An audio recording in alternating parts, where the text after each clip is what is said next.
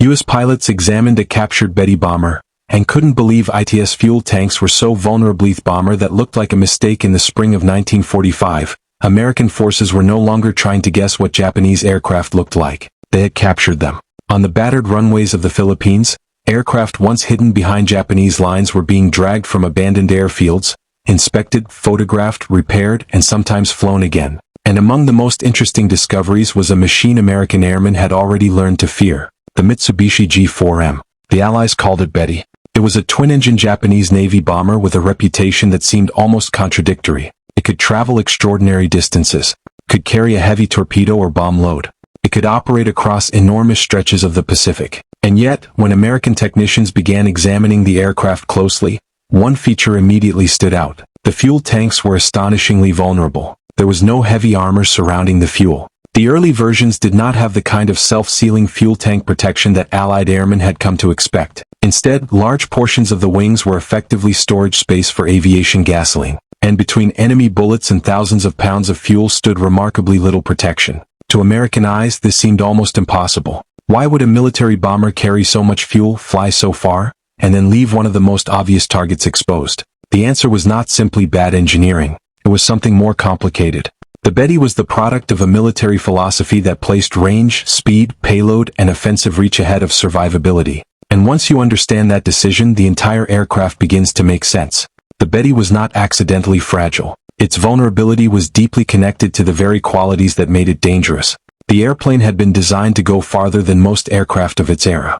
And in the Pacific, distance was everything. The Japanese Empire stretched across thousands of miles of ocean. Targets were separated by vast expanses of water. Bases were isolated. Supply lines were stretched almost to breaking. A bomber that could reach distant targets without needing nearby airfields could become a strategic weapon. So Mitsubishi engineers were given a brutal problem. Make the airplane go extremely far. Make it fast. Give it a substantial payload. Keep it light enough to meet the performance requirements. And make it a practical combat aircraft. Every pound mattered. And eventually, something had to give. The Betty's designers found weight in places that would later become painfully obvious to Allied pilots. Armor, fuel tank protection, and other forms of defensive survivability. The result was one of the most remarkable and controversial bombers of the Pacific War. A machine capable of extraordinary missions. And a machine that could become a fireball when enemy fighters found the right place to hit. That contradiction is the story of the Betty. The impossible requirement to understand the Betty, you have to go back before Pearl Harbor. Before American pilots were shooting at it, before the aircraft had earned its grim reputation, before the Pacific became a battlefield stretching from Hawaii to the Philippines, from Guadalcanal to New Guinea, the Japanese Navy wanted something extraordinary. The new bomber had to be a land-based attack aircraft capable of operating over enormous distances. According to the National Air and Space Museum, the requirement called for the aircraft to travel at least 3,700 kilometers, or roughly 2,300 miles, while carrying an 800-kilogram bomb or torpedo load. That was an enormous demand. Think about what that means. The airplane wasn't simply expected to take off, attack, and return from a nearby target. It needed to carry its weapons, carry its crew, carry its engines, carry enough fuel for the mission, and still have the performance necessary to survive the journey. Every additional pound of armor reduced something else. Every additional pound of fuel protection meant less fuel. Every pound devoted to crew protection was a pound that could not contribute directly to range. And range was the requirement that could not be compromised. The Mitsubishi design team, led by Kiro Honjo, therefore faced a mathematical problem disguised as an engineering problem. The aircraft needed fuel. Lots of it. But fuel was heavy. Armor was heavy. Self-sealing fuel tanks were heavy. So the engineers had to decide where the weight would go. The answer was radical. The Betty would become an aircraft built around its fuel capacity. Large sections of the wings would contain fuel, but the fuel would not initially receive the heavy protection that American pilots would later consider essential. The National Air and Space Museum describes the decision plainly. The Betty's wing fuel tanks were not resistant to explosion when punctured, and the lighter tanks helped the aircraft meet its extreme range requirements. This was the trade. Range for protection, performance for survivability, and the Japanese Navy accepted it. The Betty takes shape. The aircraft that emerged from Mitsubishi was visually distinctive. The fuselage was broad and rounded. The wings were large. 2 radial engines hung beneath them. The aircraft looked substantial, but much of that apparent size concealed an obsession with weight. The design was not simply a brute force bomber. It was intended to combine range and speed in a way that made it unusually capable for its time. The Betty entered service in 1941, and in the opening months of the Pacific War, its strengths became obvious. The airplane could reach targets that seemed impossibly distant. It could carry torpedoes, could carry bombs, and it could appear over enemy positions far from the airfields where it had begun its mission. That range became one of its greatest weapons. But it also created a dangerous paradox. The farther a bomber flies, the more fuel it needs. The more fuel it needs, the more weight it carries. The more weight it carries, the more attractive lightweight construction becomes. And the lighter the protection, the more vulnerable the aircraft becomes when the enemy finally catches it. The Betty had been optimized for a Pacific War in which distance mattered more than almost anything else. The designers were thinking about reaching the enemy. They were thinking about carrying enough fuel to get there. They were thinking about speed. They were thinking about payload. But combat would eventually ask a different question. What happens when the enemy gets close enough to shoot back? That was the question the design would struggle to answer. The Betty's first great test on December 10, 1941, only days after the attack on Pearl Harbor, Japanese aircraft attacked British naval forces in the waters off Malaya. Among the targets were two major British warships, HMS Prince of Wales and HMS Repulse. Japanese land-based aircraft, including Mitsubishi G4M and G4M units in the wider campaign, demonstrated the reach of Japanese naval air power. The result shocked the world. The battleship Prince of Wales and battlecruiser Repulse were sunk. The lesson seemed clear. Land-based aircraft could reach far beyond the immediate protection of conventional naval forces, and the Japanese Navy possessed aircraft capable of delivering that power from enormous distances. The Betty would become one of the central instruments of that strategy. But there was another side to the story. A bomber that could reach distant ships was valuable. A bomber that could reach those ships but survive the return journey was even more valuable. The Japanese design philosophy often placed enormous emphasis on offensive performance.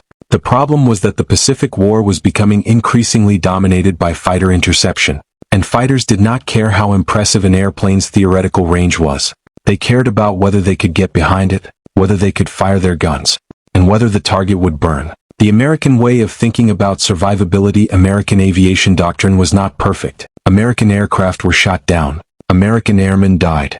Self-sealing tanks were not magic. Armor could not stop every shell. But American aircraft designers increasingly understood a basic truth of aerial warfare. If a combat aircraft was going to be hit, it had to survive the hit long enough to get home. The answer included armor around critical crew positions. It included protected fuel systems, and crucially, self-sealing fuel tanks. A self-sealing tank was designed to reduce the danger created when a projectile punctured the fuel cell. The technology added weight, but that weight could save an aircraft. The concept was relatively simple but extremely important. Instead of allowing fuel to pour freely through a bullet hole, the tank incorporated layers of protective material capable of closing or restricting the puncture. The result was not invulnerability. A tank could still be damaged. An aircraft could still catch fire. But a single burst of machine gun fire did not automatically have to become a death sentence.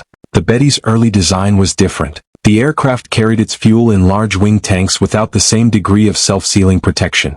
And this meant that when American fighters eventually attacked, the wings themselves could become the aircraft's greatest weakness. The first American pilots see the Betty in combat. For American pilots in the Pacific, the Betty became a recognizable shape. 2 engines, large wings, long fuselage, a bomber built for distance, and increasingly a target. The aircraft could be dangerous. Its defensive armament was not non-existent. Its crew could fight back. Its speed could make interception difficult under the right circumstances. But the airplane had a serious vulnerability. Its enormous fuel load was also an enormous reservoir of potential fire. That was where the infamous American nickname came from, the Flying Lighter. The Betty became associated with a tendency to burst into flames after sustaining hits. The nickname was cruel, but it reflected a real combat problem. The National Air and Space Museum specifically notes that the aircraft's lack of explosion-resistant fuel tanks made it highly vulnerable to machine gun and cannon fire, contributing to the Allied nickname Flying Lighter. The nickname became part of Pacific aviation folklore. But folklore can sometimes hide the real engineering story. The Betty wasn't a terrible airplane. That is the mistake people make when they look backward at it. It was a highly capable airplane designed around priorities that became increasingly dangerous as the war changed. The same design decision that gave it extraordinary range also created a vulnerability. And the same lightweight philosophy that helped it perform so well also reduced the margin for survival. The Pacific becomes a war of distance. The Pacific was unlike Europe. The distances were enormous. A pilot could look down and see nothing but ocean for hours. An airfield could be hundreds of miles away. A target could be beyond the normal range of many fighters.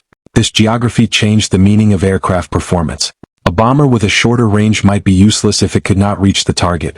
A fighter without sufficient range could not provide escort. A patrol aircraft without endurance could not search effectively. And a bomber that could travel thousands of miles suddenly became strategically valuable. The Betty was built for this environment. It could fly long distances from bases scattered across islands and coastal regions.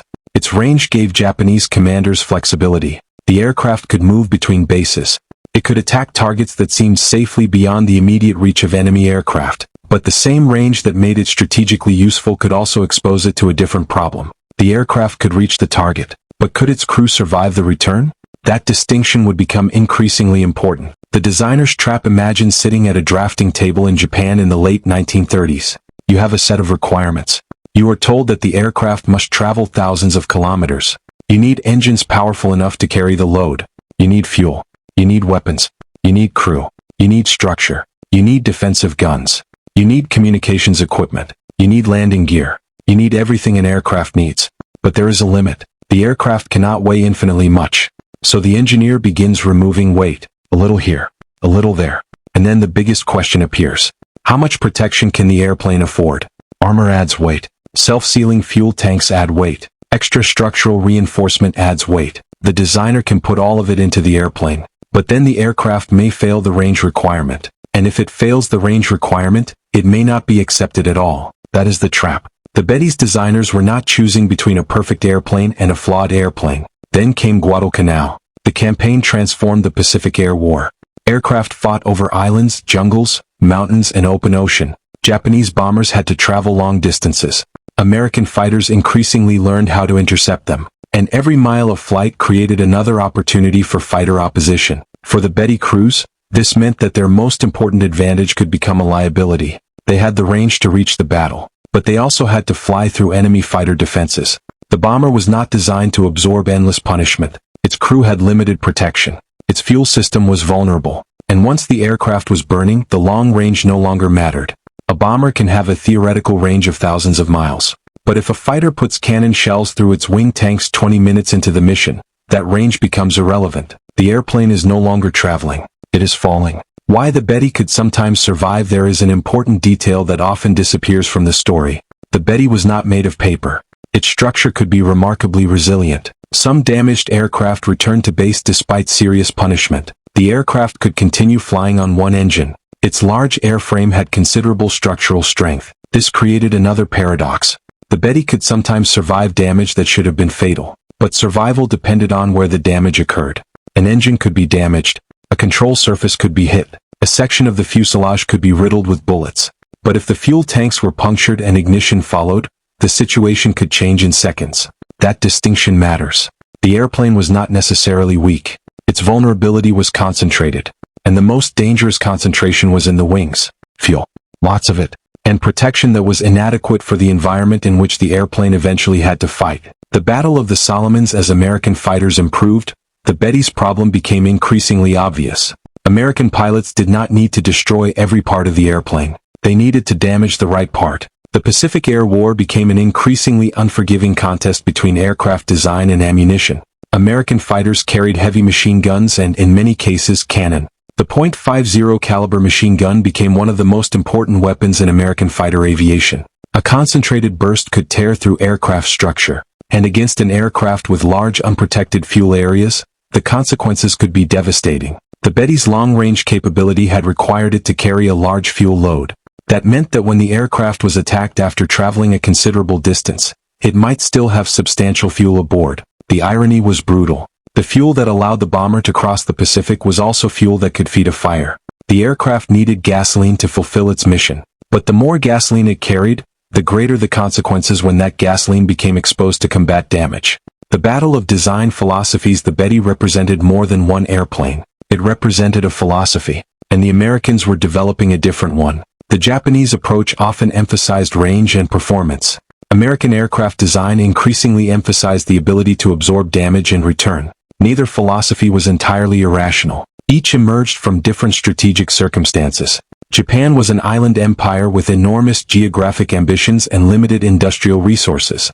Its aircraft had to cover vast distances. The United States possessed enormous industrial capacity and access to huge quantities of aluminum, engines, rubber, fuel, and replacement aircraft. That allowed American designers to spend weight on things the Japanese often could not: protection, redundancy, structural strength, self-sealing tanks, armor, and eventually, enormous numbers of replacement aircraft. This was not simply a technical competition. It was a competition between industrial systems. The Betty was an impressive answer to one question: how far can we make a bomber fly? The American answer increasingly asked a different question: how much punishment can a bomber survive? Those questions produced very different airplanes. The Admiral and the Betty. The most famous Betty mission in the Pacific War came in April 1943. Admiral Isoroku Yamamoto was one of Japan's most important military leaders. He was the commander-in-chief of the Japanese Combined Fleet. American intelligence had obtained information about his travel schedule. The United States decided to intercept him. The mission became known as Operation Vengeance. On April 18, 1943, 16 U.S. Army Air Force's P-38 Lightning fighters flew hundreds of miles from Guadalcanal toward Bougainville. They were looking for 2 Japanese G4M Betty bombers and their Zero fighter escorts. The mission required extraordinary range from the American fighters. And that detail is important. The same Pacific geography that had made the Betty so valuable also forced the Americans to develop aircraft and tactics capable of reaching distant targets. The P-38 was ideal for this kind of mission. The Americans intercepted Yamamoto's flight. The Betty bombers were attacked. Both were shot down. One crashed into the jungle. The other fell into the sea. The United States Navy's historical account records that Yamamoto was killed when the bomber carrying him was shot down by P-38s near Bougainville. The episode became one of the most famous fighter interceptions of the Pacific War, and it demonstrated the Betty's vulnerability in the most dramatic possible way. The airplane could travel extraordinary distances, but once intercepted, the distance that had protected it disappeared. The enemy had arrived, and now the airplane had to survive gunfire.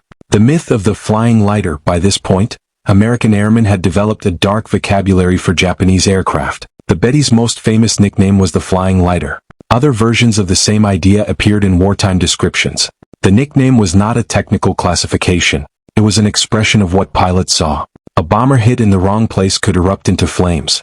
But there was another reason the nickname stuck. It made sense visually.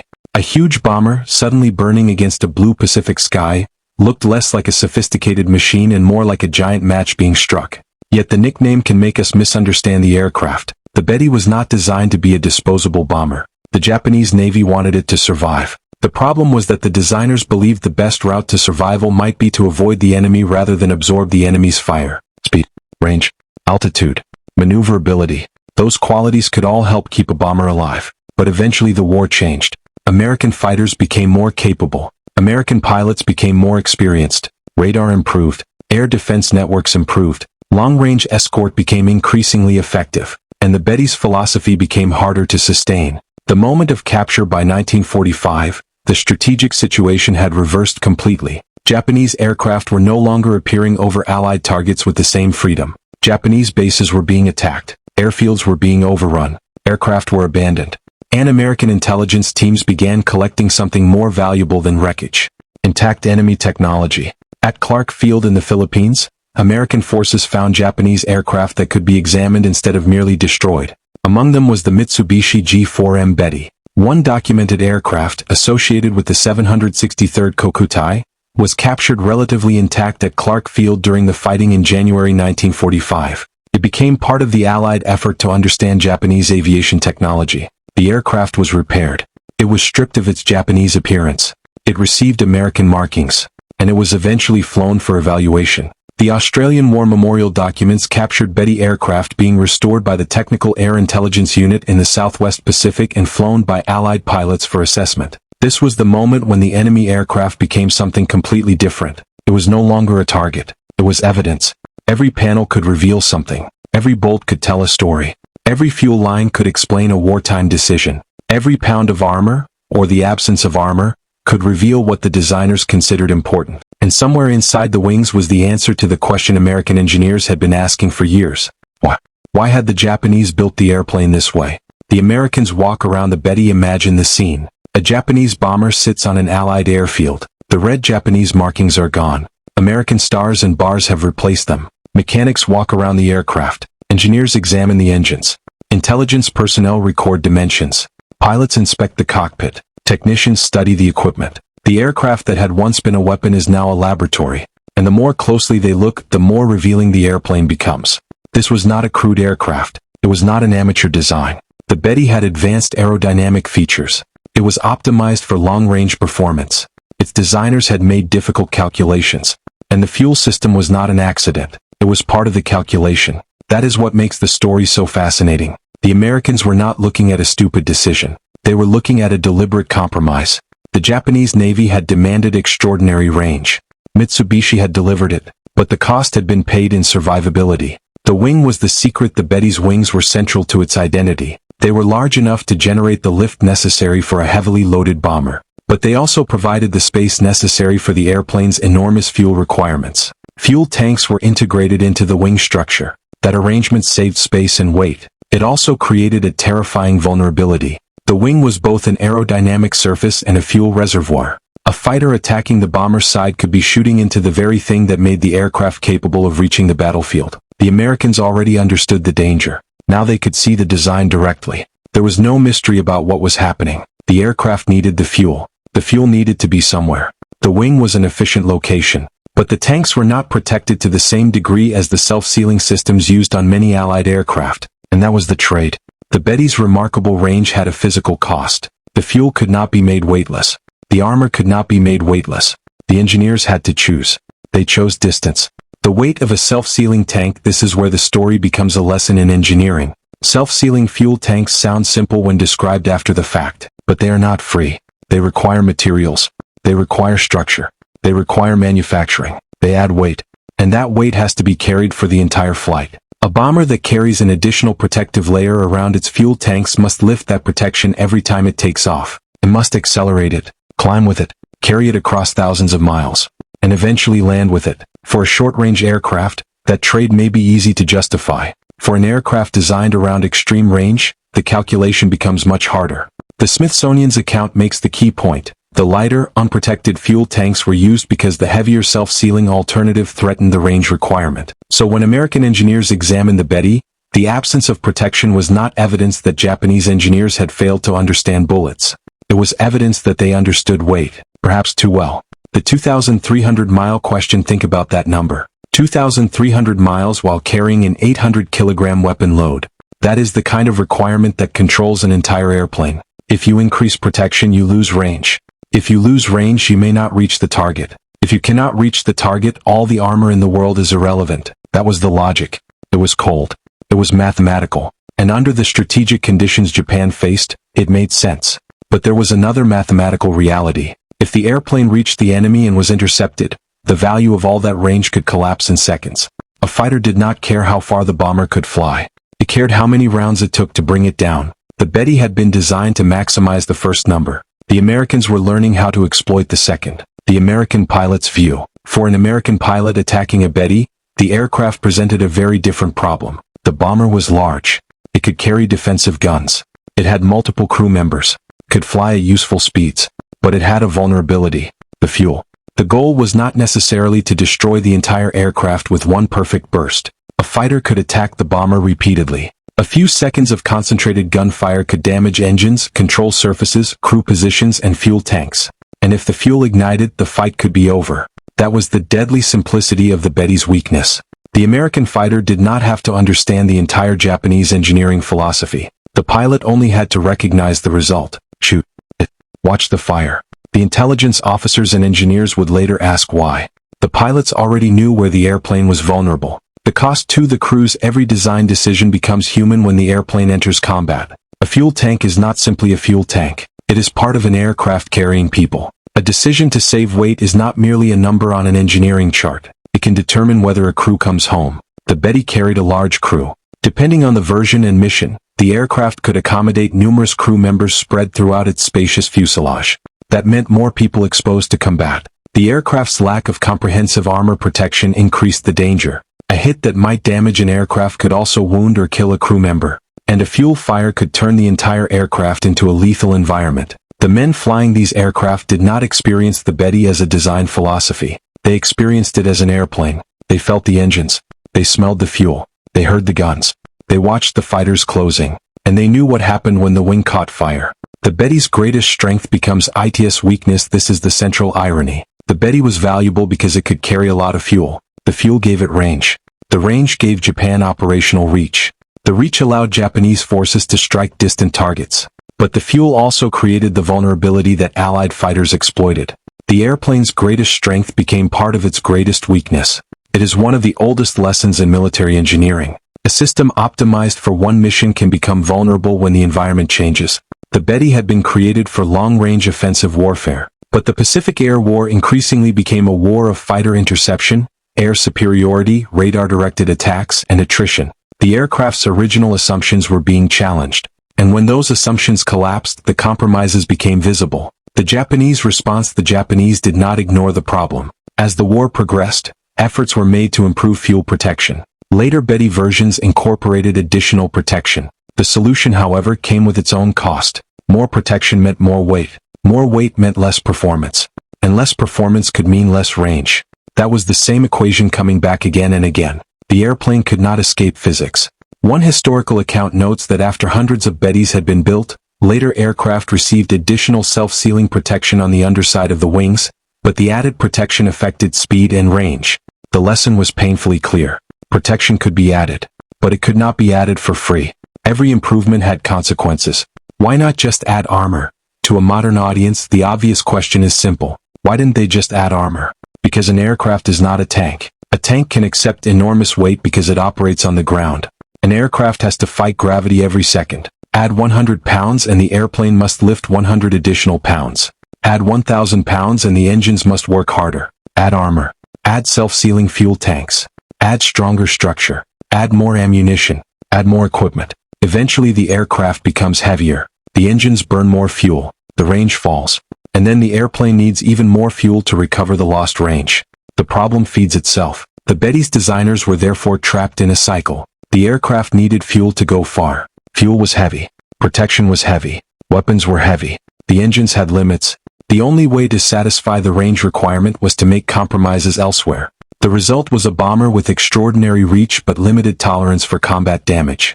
The American industrial advantage. The United States approached the same problem from a different position. American industry could produce enormous numbers of aircraft. That changed the meaning of weight. If an American aircraft could carry more protection and survive more damage, it might return to base. And if it did not return, another aircraft could replace it. That does not make American aircraft expendable. It means the industrial system could sustain losses. Japan increasingly could not. By the final years of the war, Japanese pilots and aircraft were becoming increasingly difficult to replace. Experienced crews were lost. Aircraft production struggled under bombing, shortages, transportation problems, and raw material constraints. The Betty's original design philosophy had been developed in a different strategic environment. Now it was being forced to fight a war of attrition against an opponent with immense industrial depth. That was a terrible combination. A vulnerable bomber can be effective if it rarely encounters fighters. A vulnerable bomber becomes a disaster when it encounters superior fighters repeatedly. The Betty and the fighter escort problem. There was another issue. Range.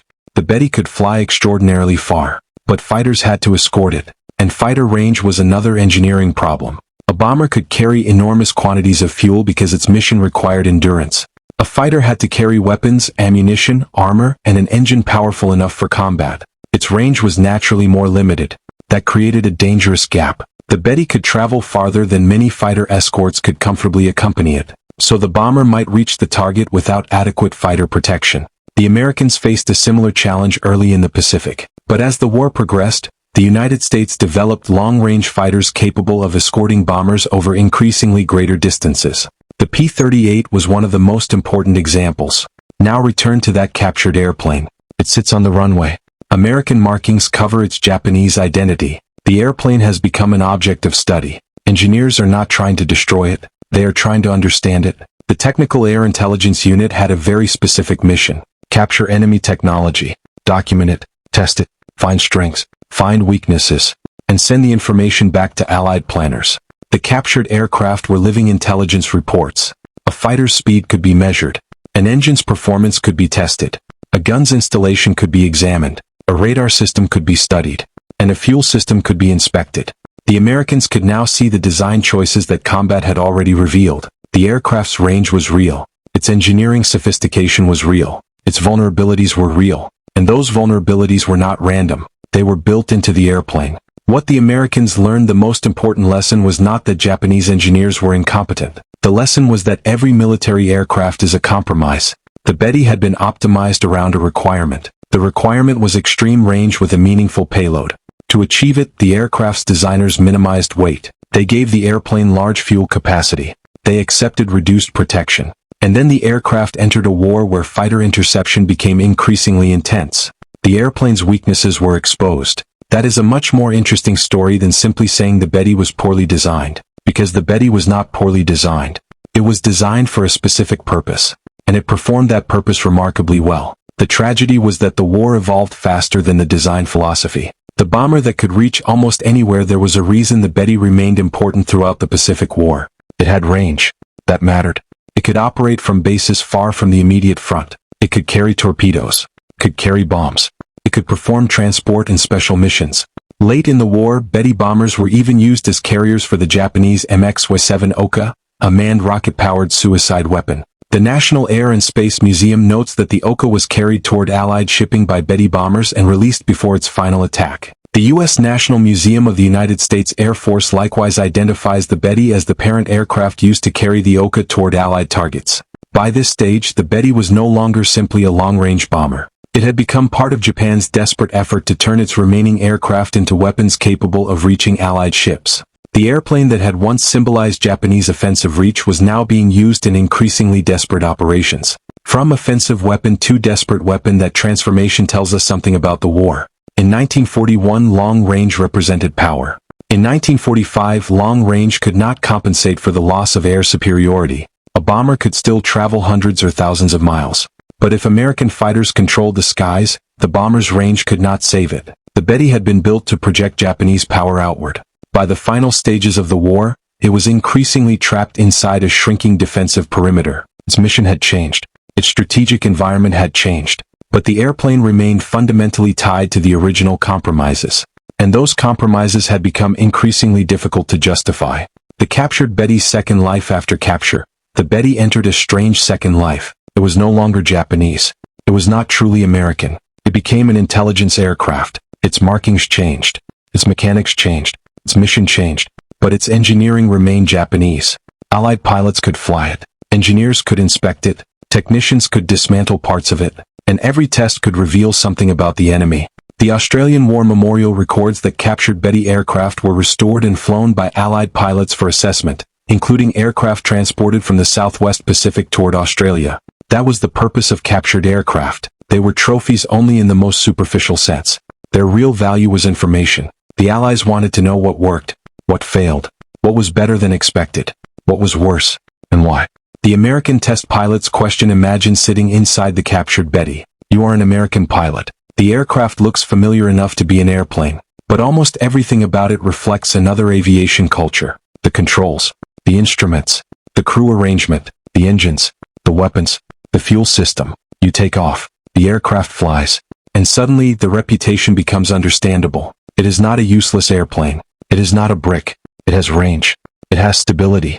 It has capability. The engineers who designed it knew what they were doing. And that makes the fuel tanks even more interesting, because now you can see the trade-off from the cockpit. The airplane flies because the designers saved weight. It reaches distances because it carries enormous fuel. But if you are attacked, that same fuel becomes a threat. You are sitting inside the consequences of an engineering decision made years earlier. The fuel tank was never just a fuel tank. This is why the Betty is such a fascinating aircraft for historians.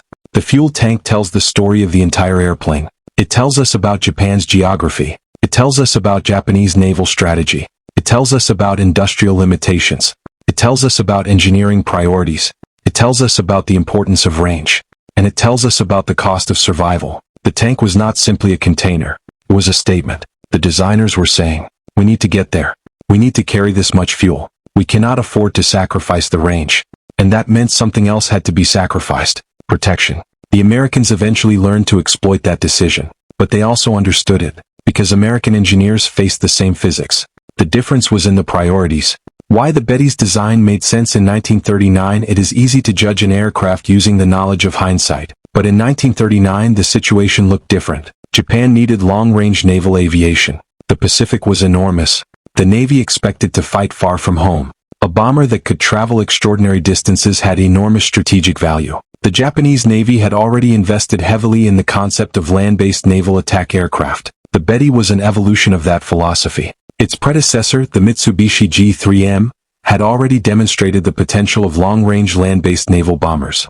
The G4M pushed the concept further. More range, more payload, better performance.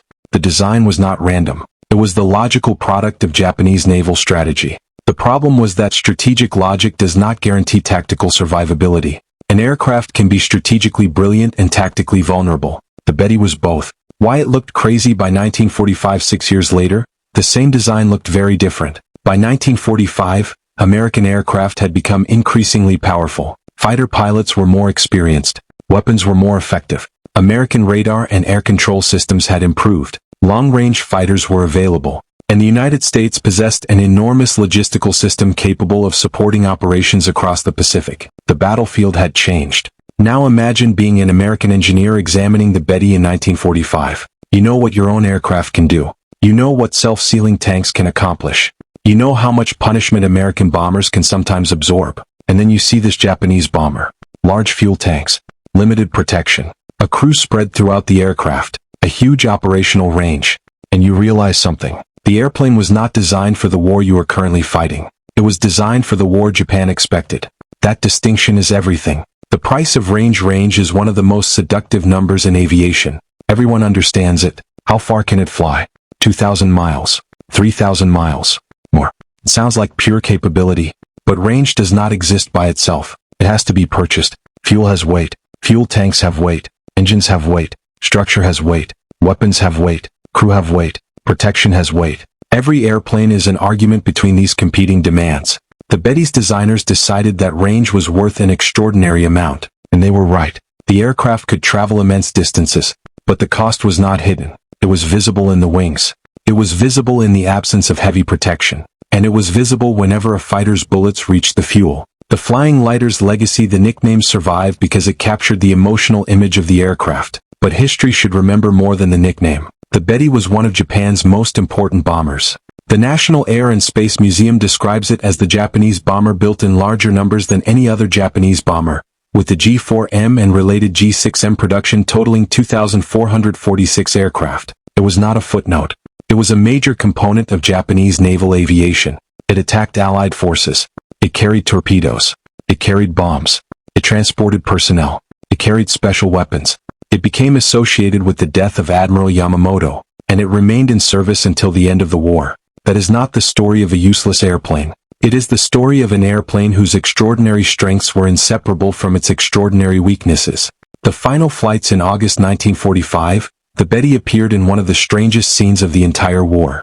The Japanese surrender delegation traveled in white-painted Mitsubishi Betty bombers marked with green surrender crosses. The same basic aircraft that had once represented Japanese offensive power was now carrying representatives of a nation preparing to surrender. The Australian War Memorial records the arrival of Japanese envoys on Ie Shima in white Mitsubishi Betty bombers carrying green surrender markings on August 18, 1945. It was an extraordinary ending. The Betty had begun the war as an instrument of expansion. It had crossed oceans, attacked ships, carried admirals, delivered bombs and torpedoes, carried the Oka, burned over the Pacific, and now it was transporting men involved in ending the war. The aircraft story had come full circle. What the Americans really found. So, when American pilots and engineers examined the captured Betty, what did they really find? They did not discover that Japanese engineers had forgotten that gasoline burns. They did not discover a completely incompetent aircraft. They discovered something more revealing. They discovered an airplane built around a ruthless priority.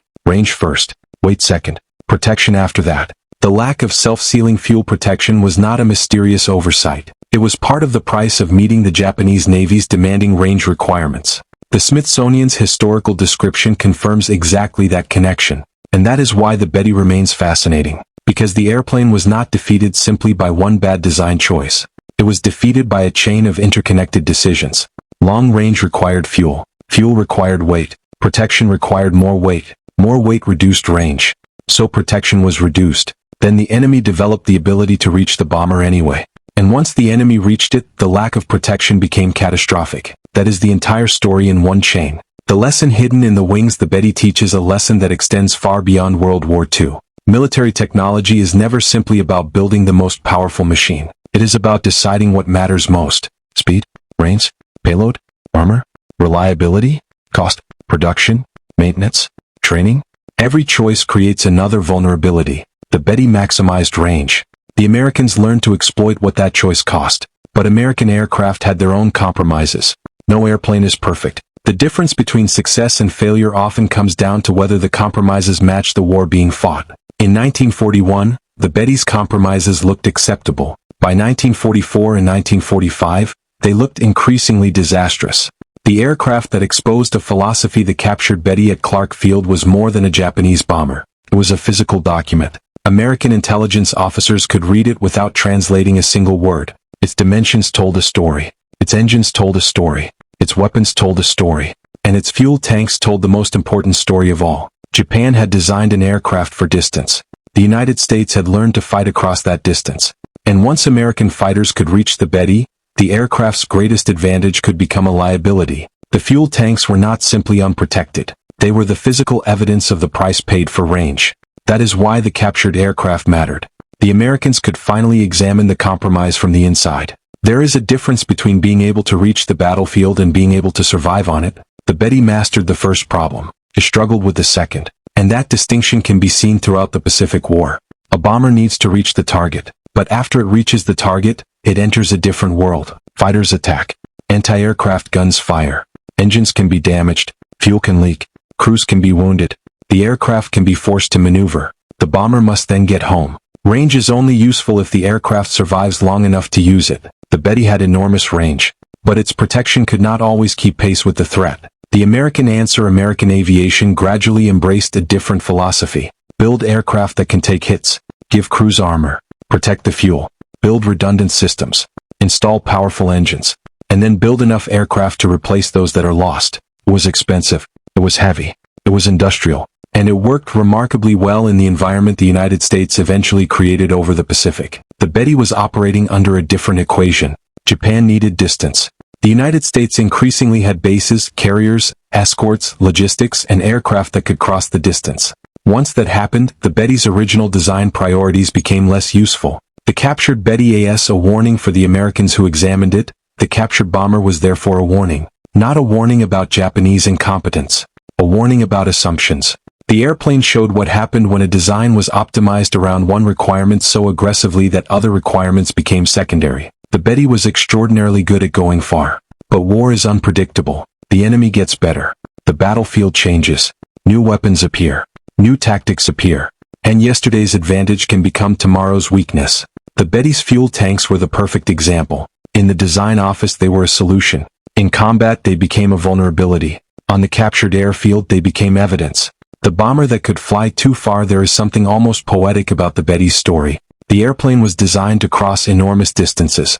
It was supposed to bring the Japanese Navy's striking power deep into enemy territory, and it succeeded. But eventually, the United States learned how to cross those same distances. The P-38 that intercepted Yamamoto was proof. American bases moved forward. Fighter ranges increased. Aircraft carriers advanced. Radar improved. The Pacific became smaller from the perspective of American air power. The Betty's advantage disappeared.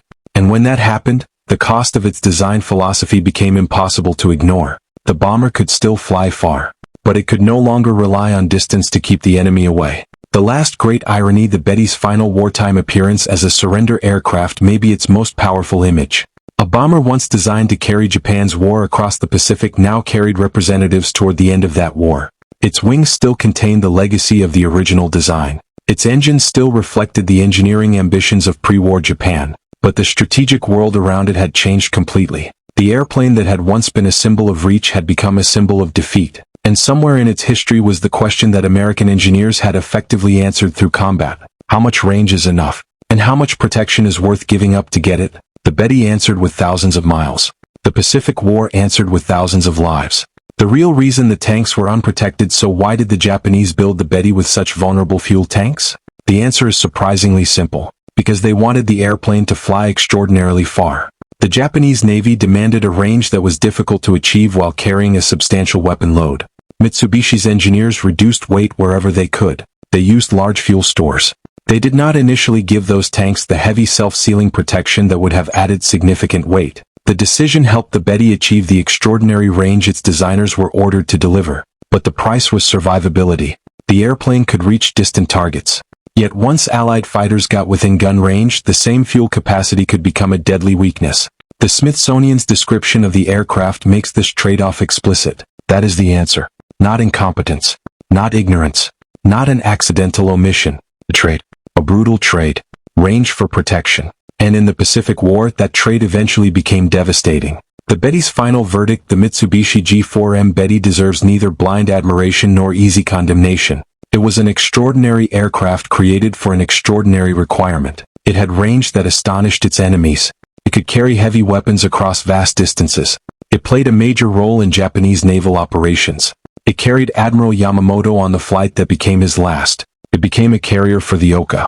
And thousands of Japanese airmen flew it into some of the most dangerous skies of World War II. But its greatest achievement was also its greatest vulnerability. The aircraft could carry enormous amounts of fuel because it needed extraordinary range.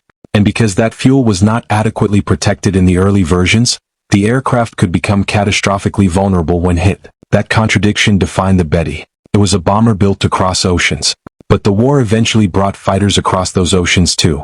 The aircraft left behind when American forces captured Japanese airfields in 1945, they found more than abandoned aircraft. They found the physical remains of an entire military system. The Betty was among them. American technicians preserved what they could. They inspected engines. They studied weapons. They examined construction. They repaired aircraft. And they flew some of them. The Australian War Memorial preserves photographic evidence of Betty bombers and Allied markings after capture and restoration, including aircraft flown by Allied pilots for assessment. That work was part of a larger Allied effort to understand Japanese aviation. The enemy aircraft was now an object of science. And in that transformation, the Betty's story became even more valuable, because a wreck tells you how an aircraft died. A captured aircraft can tell you why. What the Betty tells us about war, the story is ultimately not about a fuel tank. It is about priorities. Every military machine is built around priorities. The Betty prioritized range. American aircraft increasingly prioritized survivability and industrial sustainment. Those choices reflected different strategic realities. And when those realities collided, the consequences were visible in the sky. A Betty could cross hundreds of miles of ocean. But if American fighters intercepted it, the aircraft needed more than range. It needed protection. It needed armor. It needed self-sealing fuel tanks. It needed an escort. And increasingly, it needed all the things that its original design had sacrificed to achieve its extraordinary reach. That is why the captured Betty mattered. It was not just a bomber. It was a lesson. The price of a single pound in aviation. Every pound has a price. 1 pound of armor is 1 pound the engine must lift. 1 pound of fuel protection is 1 pound that cannot be used for fuel. 1 pound of fuel is another pound the aircraft must carry. And every pound multiplies through the design. The Betty's engineers understood this. They were not careless. They were making choices under pressure. The Japanese Navy wanted a bomber that could reach targets at distances few aircraft could manage. Mitsubishi delivered. But the aircraft paid for that performance. And American pilots eventually discovered exactly where the bill came due. In the fuel tanks. The Betty's paradox. The Betty was fast enough to be dangerous. Long range enough to be strategically important. Large enough to carry heavy weapons. Strong enough to survive certain forms of damage. And vulnerable enough to earn one of the most infamous nicknames in the history of military aviation. The Flying Lighter. All of those descriptions can be true at the same time. That is the paradox. The Betty was neither a miracle nor a disaster. It was an aircraft optimized for a particular concept of war. And when that concept collided with American industrial power, long-range fighters, improved tactics, and overwhelming air superiority, its weaknesses became increasingly fatal. The final lesson: the American engineers examining that captured bomber in 1945 were looking backward and forward at the same time. Backward, because the Betty represented the strategic thinking that had shaped Japan's early Pacific campaigns. Forward, because captured aircraft gave the Allies information about what they might encounter next. Every aircraft recovered was another piece of the puzzle. And the Betty's fuel system provided one of the clearest lessons. Aviation design is always compromise. The question is not whether you can remove risk. You cannot. The question is which risks you are willing to accept. Japan accepted the risk that a long-range bomber might be vulnerable if intercepted. The United States increasingly invested in reducing that risk. The battlefield eventually decided which philosophy was better suited to the war. The last image of the Betty pictured the Betty one final time. A long fuselage, 2 radial engines, huge wings, a bomber built for the open Pacific. Under those wings, fuel. Thousands of pounds of it. Fuel that gave the airplane the range to reach targets far beyond the horizon. Fuel that also made those wings dangerous places to take a hit. Above the aircraft, the Pacific sky. Somewhere ahead, the target. Somewhere behind, home. And somewhere between them, an enemy fighter. That was the Betty's problem. Its designers had solved the problem of distance. They had not fully solved the problem of interception. And when American pilots finally learned how to cross the distance, the aircraft's greatest advantage became inseparable from its greatest vulnerability. The bomber that could reach the enemy, but not always survive him, the Mitsubishi G4M Betty, was one of the most ambitious Japanese aircraft of World War II. It was created because Japan needed a bomber capable of reaching across enormous distances. It delivered that capability, but extraordinary range came with an extraordinary price. The aircraft needed enormous fuel capacity. That fuel added weight. Self-sealing protection would add more. Armor would add more. So the early aircraft went without the level of protection that could have helped them survive fighter attacks. The result was devastating. When the Betty was not intercepted, its range could make it extraordinarily useful. When it was intercepted, the same design philosophy could make the aircraft dangerously vulnerable. That is why the captured Betty mattered. The Americans were not simply looking at an enemy bomber. They were looking at a physical demonstration of how one engineering decision could shape an entire war machine. The fuel tanks were not an afterthought. They were the heart of the aircraft, and they revealed the truth behind the Betty. Japan had not built an airplane that ignored survivability. Japan had built an airplane that made a calculated decision about how much survivability it could afford. The answer was less than the Pacific War eventually demanded. And that is the haunting lesson left behind by the flying lighter. In war, the feature that makes a machine extraordinary can sometimes be the same feature that destroys it. For the Betty, that feature was range. It could cross the ocean. It could reach the enemy. It could carry the war hundreds and thousands of miles from Japanese bases. But once American fighters learned how to cross that same distance, the equation changed. The Betty still had its fuel, still had its engines, still had its weapons, still had its range. But the enemy was now there. And when bullets reached the wings, the airplane's greatest strength could become its greatest weakness. That is what the American engineers found when they studied the captured bomber. Not a mystery, not a mistake, a compromise. A compromise written into aluminum, rubber, fuel, weight, and distance. And a reminder that every aircraft carries the philosophy of the people who designed it. The Betty's philosophy was simple. Go farther. Carry more. Move faster. Reach the enemy. And for a time it worked. Until the enemy learned how to reach back. Behind.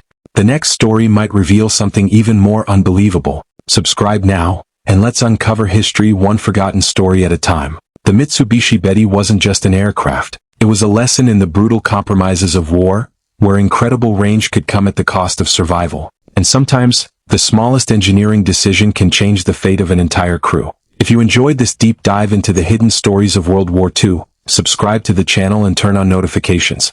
Because there are thousands of forgotten stories still buried in military archives, abandoned airfields, and the wreckage left behind. The next story might reveal something even more unbelievable. Subscribe now, and let's uncover history one forgotten story at a time.